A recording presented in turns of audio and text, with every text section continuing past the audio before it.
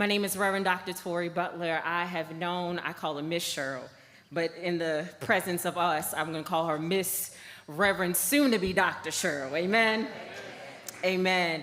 I met Reverend Cheryl as a student at Duke Divinity School. I was a third year. She was a first year. And I have had the honor and privilege to walk with her since 2009. But I want to just take a moment and talk about the moment when it all fell down for me and how Miss Cheryl stood up for me. Have you ever had that moment, church, where depression and anxiety has just taken over and you just don't know what to do or don't know where to turn? Have you ever been in a situation where you've tried to call folk on the phone and nobody picks up the phone or nobody comes to see about you and you are in the midst of despair and you're just like, God, can you help me? So there was a day that was like that for me, and Miss Cheryl was the only person that answered the phone, y'all.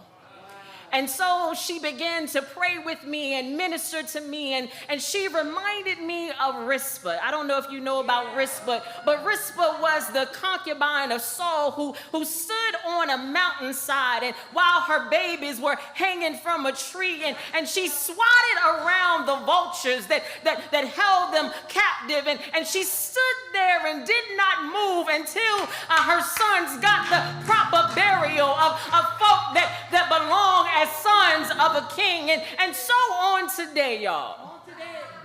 I talk about a woman who knows how to swat away the vulture.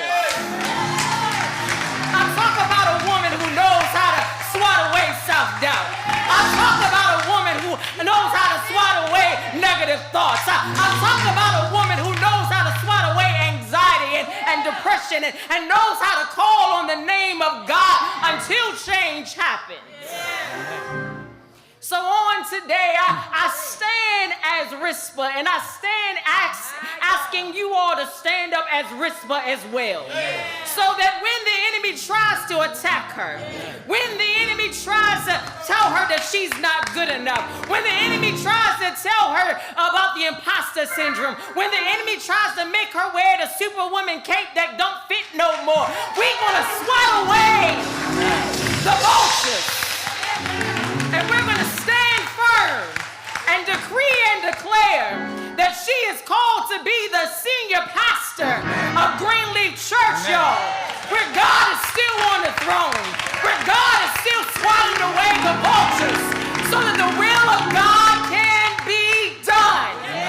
So Miss Cheryl on today, Miss Reverend Dr. Cheryl, God, we stand in agreement, just celebrating what God is yet to do in your life. Because as you have stood firm for me on that day, we as the people of God stand firm for you. Amen. Until God makes it all right, until God comes through, until your purpose is fulfilled in this place, we will continue what?